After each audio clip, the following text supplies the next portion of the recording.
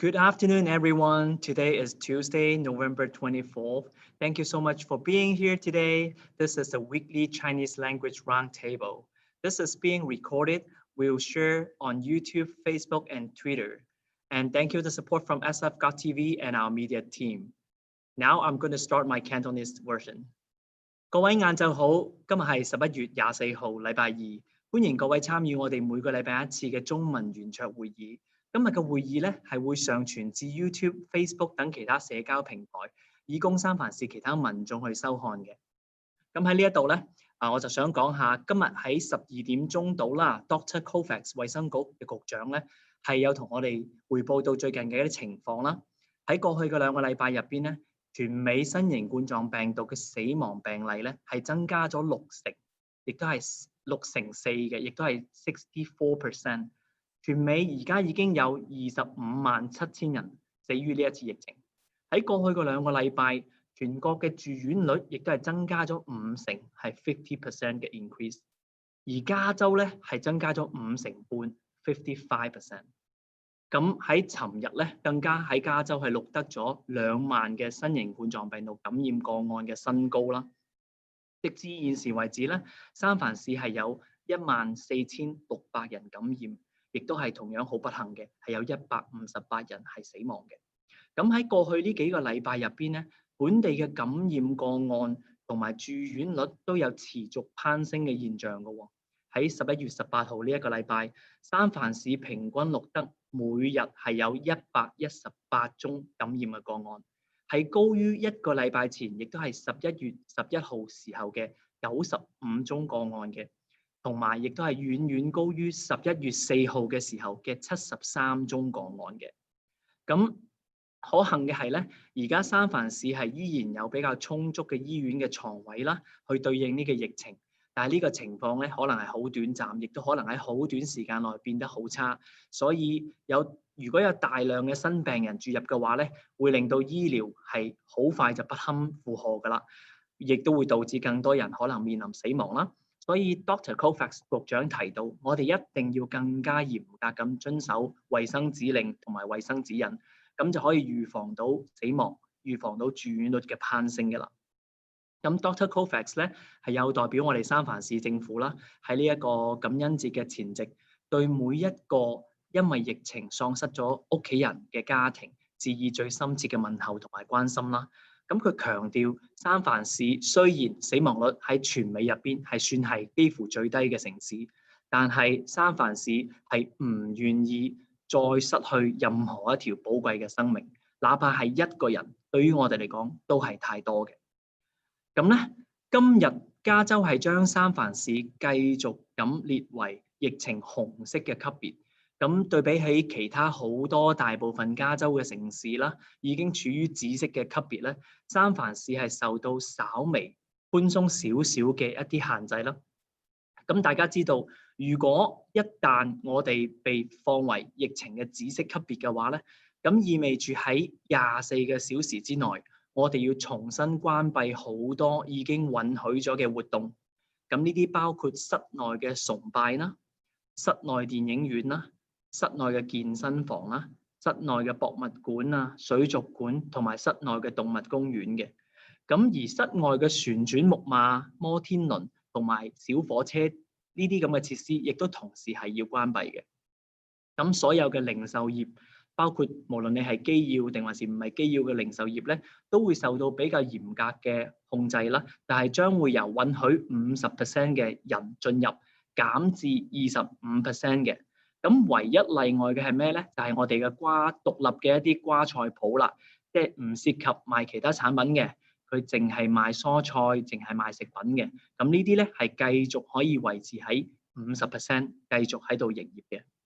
咁咧講到學校咧，如果係已經開放咗個學校咧，係可以繼續咁開放嘅。而未開放嘅學校咧，咁就暫時要等到衛生局專員嘅評估，然後再作決定啦。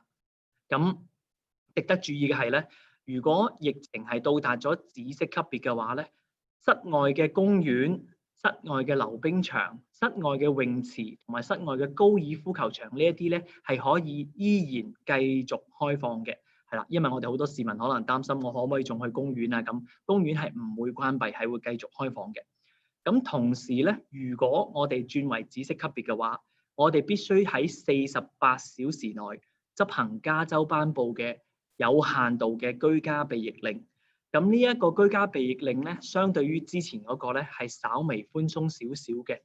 咁係如果州府禮拜一話我哋三藩市係從紅色變為紫色嘅話，咁從禮拜三晚上嘅10點鐘開始到次日嘅5點，我哋就會執行呢一個有限度嘅居家避疫令啦，亦即係我哋講嘅宵禁啦。咁10點到5點咧，比起之前嗰個咧寬鬆好多啦。咁同埋有一啲活動係可以允許大家繼續做嘅，例如如果你個人係需要出去購置一啲必需品啦，又或者呢個行動係同埋你同住嘅屋企人一齊做嘅啦，都係允許繼續進行嘅。然後餐館咧依然喺10點鐘之後咧係允許做外賣嘅服務，係外賣服務咋，僅僅係外賣服務。係。咁然後講到呢度咧，我就想亦都提一提關於我哋新冠病毒嘅檢測啦。有一樣嘢咧，三藩市市政府想同大家好清楚咁再強調多一次嘅。而家我哋咧係正面對緊第3波嘅疫情。如果你係有醫療保險嘅話，如果你想做測試嘅話，請聯繫你醫療保險嘅提供者去進行測試。我哋市府開放嘅所有新型冠狀病毒嘅檢測站咧，都係預留俾嗰啲機要工作人員啦、有病徵嘅人啦，同埋曾經同確診者有密切接觸嘅人士。所以千祈唔好認為咧一個陰性嘅檢測報告就可以令你獲得一張門票去參與一啲高風險嘅活動，例如係外出旅遊啊，又或者係聚會嘅。因為咧一個人如果係受到感染嘅話咧，有可能係因為佢身體上或攜帶嘅病毒數量唔算多，而導致呢個結果係呈陽性，但係唔代表佢唔係帶菌者嘅，有可能佢依然係帶菌嘅。所以檢測咧係用嚟識別你究竟需唔需要進行隔離，同埋需唔需要進行一啲醫護嘅護理，而唔係可以俾你一張免費門票去參與呢啲高風險活動嘅。咁講到呢度，我亦都想提下啦。今年嘅感恩節好快嚟到啦。咁今年係一個與眾不同嘅感恩節啦。三藩市政府明白大家好想同大家嘅親朋戚友去相聚，但係我哋想喺度再次忠告三藩市嘅民眾，千祈唔好同非同住嘅屋企人同埋朋友去共聚，尤其唔應該喺室內共聚，因為由於室內空氣流通嘅問題啦。新型冠狀病毒係好容易積累喺室內，導致更高嘅傳播風險嘅。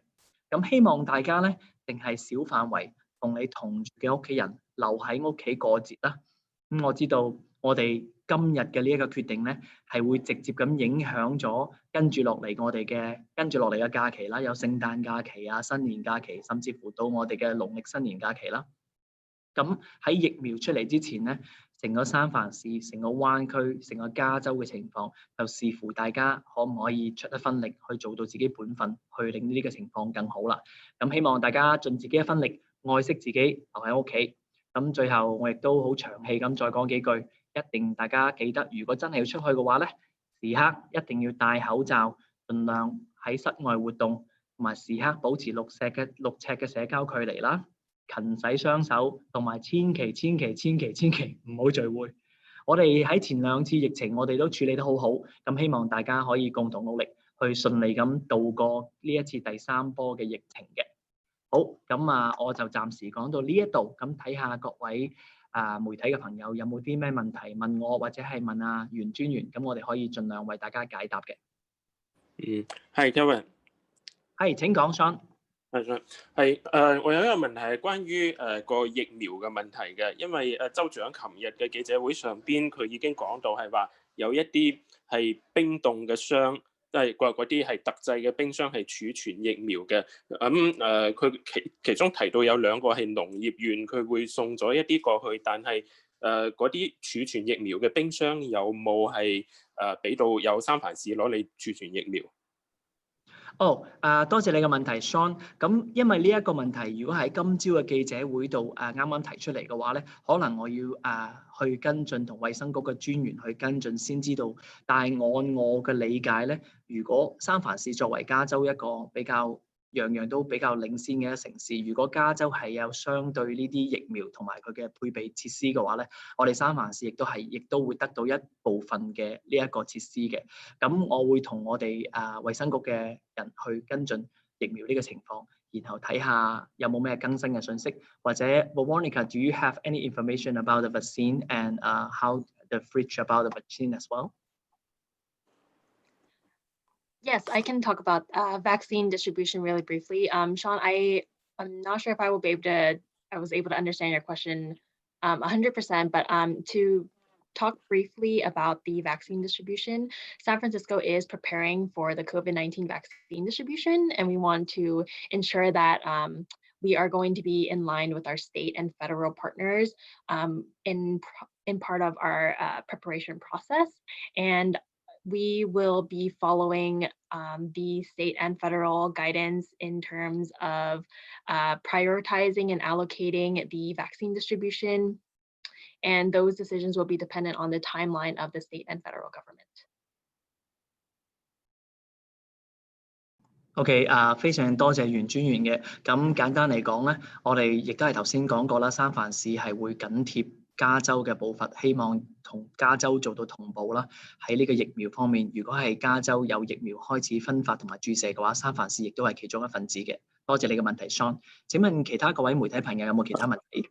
係關於疫苗嘅問題，我想再補充再問一個，就係如果疫苗係嚟到三藩市之後，到底邊一啲人會首先係會得到個疫苗嘅分發同埋注射，以及係作為我哋經常出邊採訪嘅媒體工作人員記者，我哋有冇機會響頭嗰一批或者兩批入邊去注射嗰個疫苗？OK， 非常多謝你嘅問題 Shawn. So Veronica, the follow-up question is, if San Francisco can get the vaccine from the state government, who will be the first group of people to take the vaccine? And also for all the press members, are they considered as the first group of people can get the vaccine? Thank you. Thank you for your question, Shawn. So as you may already know, California is currently awaiting for FDA approval for at least one or more COVID-19 vaccines to be approved. And the state continues to finalize their vaccine distribution plan. And again, in San Francisco, we are preparing for that COVID-19 vaccine distribution. And our plan will be in alignment with the state and federal government and agencies. We do know that vaccine distribution prioritization will be for vulnerable populations when vaccine supply is low, and we will, we as in based off the state and federal guidelines that to have a broader outreach, we will have a broader outreach for the vaccine distribution when vaccine supply increases. And so right now, we know that the state's approach will be a phased approach, meaning that different phases will include different members of our community. And so for phase 1A of the California's plan, it will focus on the plan will focus its efforts on vaccinating healthcare personnel who are likely treating patients with COVID-19 and likely to be exposed to COVID-19.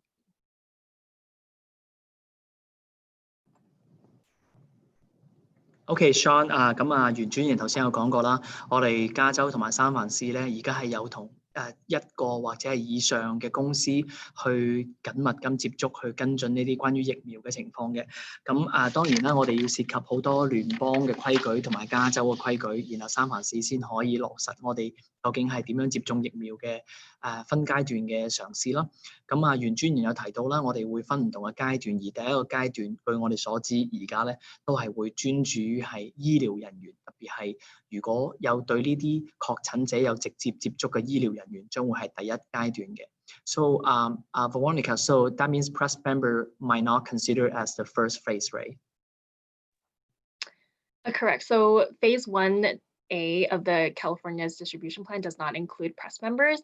However, we do know that we want to focus it on the most vulnerable populations, and so that will include healthcare personnel. And one thing that I do want to clarify is that the distribution of national vaccines during a pandemic like this is unprecedented, and so we know that the demand and desire for the vaccine is great, but we will look to the state and the federal agencies to make sure that everyone will be aware of what the distribution plan will look like. OK， 多謝袁專員。咁我哋亦都係再重申啦。咁第一階段暫時咧就呢個 A 階段咧係主要都係醫療人員係會第一階段接種疫苗嘅。咁袁專員亦都提到啦，我哋亦都會好專注去專門去照顧一啲高危嘅人群嘅。高危人群咧，我哋眾所周知，包括我哋嘅長者啦，同埋包括我哋可能有長期病患呢啲人士，都會係我哋首先接種疫苗嘅一啲目標嘅。咁暫時嚟講咧，我哋係見到媒體嘅朋友暫時未喺呢一個第一階段度嘅。係，唔該晒你Shawn。請問其他各位媒體朋友有冇其他問題 ？Hello Kelvin， 你好。我想有一个问题，是2个。然后第一个是我想知道一下，其实从上周5开始，这个 Dr. Kovacs 医生就已经说三藩市很快就要进入紫色区域。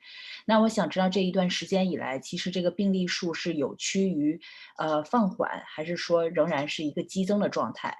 另外，我第2个问题是，我想知道如果一旦进入紫色区域之内，那户外的这个餐饮业究竟有没有影响，或者会受到怎么样的限制 ？OK。好，谢谢你的问题。So Veronica, the first question is, Dr. Kovacs has been talking about we might jump into the purple tier from last Friday. So do we see an increase ever since that, or we see a pretty flat chart ever since that? Is that why the reason we stay in red tier right now? That is a great question, Amanda. I don't know if we can pull up the slide that Dr. Kovacs shared with us today. I am looking to either Kelvin or maybe perhaps our moderator to see if we can pull up slide number 1. We're going to try it right now. Thank you. Okay. And as they are working on pulling up slide number 1, I do want to talk about how that, as Dr. Kovacs has said, last week, we were projecting to, based off of the trend that we see for our health indicators right now, we are projected to go to the purple tier. If we are going to continue on this trend that we pull up the slide right now to see, then we will see that we are continuously having almost a straight line up to purple tier. So that's why it's very important that we continue to take the necessary precautions to make sure that we try not to reach that purple tier. And I believe it's slide number 2 that we're going to look at. Perfect. So as you can see, we are continuing to have an increase, and this is this continues to be an aggressive increase in our case rates week over week. And as you can see, for the week during November 18th, we average about 118 new cases per day. And compared to our week prior, November 11th, we have about 95 cases per day. And at the beginning of the month, at the beginning of the month, which was near the end of the week, November 4th, we were only seeing 73 new cases per day. So the number continues to increase aggressively. And we want to emphasize that right now we're hovering just below 13 cases per day, 13 cases per day per 100,000 people population. And we, again, are seeing this trend nationally and throughout the state and throughout the Bay Area as well. So we are really at a critical moment right now, and we want to make sure that the virus does not have the opportunity to get so far ahead of us, or else we'll never be able to catch up.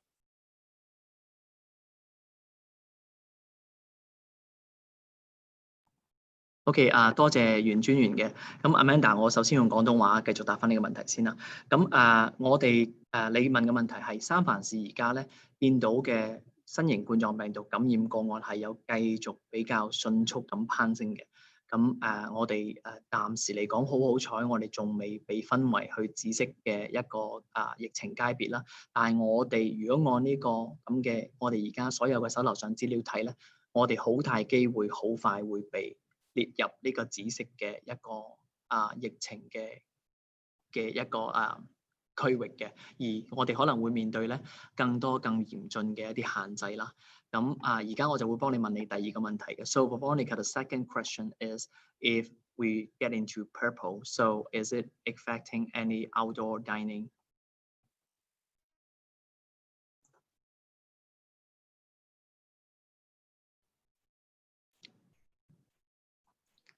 In terms of outdoor dining, I know, give me 1 second. I believe Director Joaquin Torres was able to address those, and he's from OEWD, the Office of Economic Workforce and Development.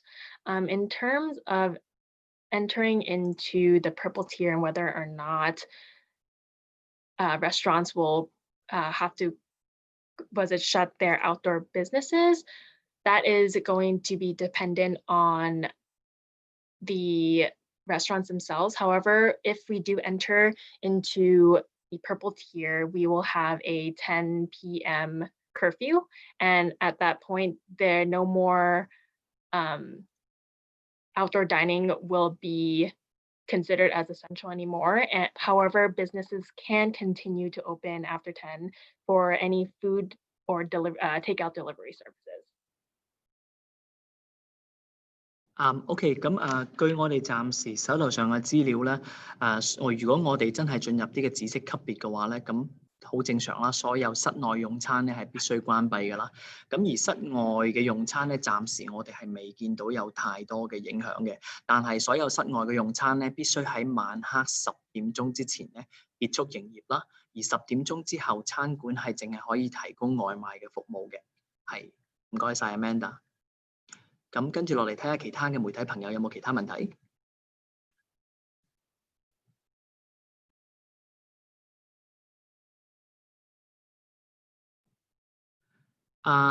永清同阿 Ida 同埋 David， 你哋有冇其他問題想問？暫時冇啦，多謝。係，暫時未有。